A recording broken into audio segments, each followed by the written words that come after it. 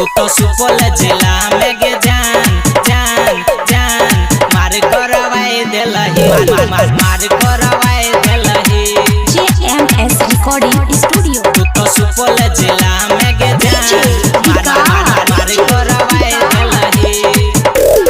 आई बीते स्टेज पे गे जान कमर हिलाई देलही हिलाई देलही हिलाई देलही आई बीते स्टेज पे गे जान कमर हिलाई देलही गे हिलाई देलही तू तो सुपौल जिला में गे जान मार करवाई देलही तू तो सुपौल जिला में गे जान मार करवाई देलही आई बीते स्टेज पे गे जान कमर हिलाई देलही गे हिलाई देलही तू तो सुपौल जिला में गे जान मार करवाई देलही तू तो सुपौल जिला में गे जान मार करवाई देलही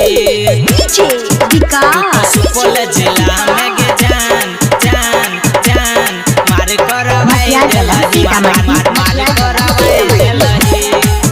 तू तो सुपौल जिला में गे जान मार करवाई देलही तोरा जवानी के छौआ के चर्चा जल्दी छपा ले सुन नगे परचा सुन नगे परचा सुन नगे परचा तोरा जवानी के छौआ के चर्चा जल्दी छपा ले जवानी के परचा देख रहो बुढ़ावा कमरिया के छौड़ी हिलाई देलही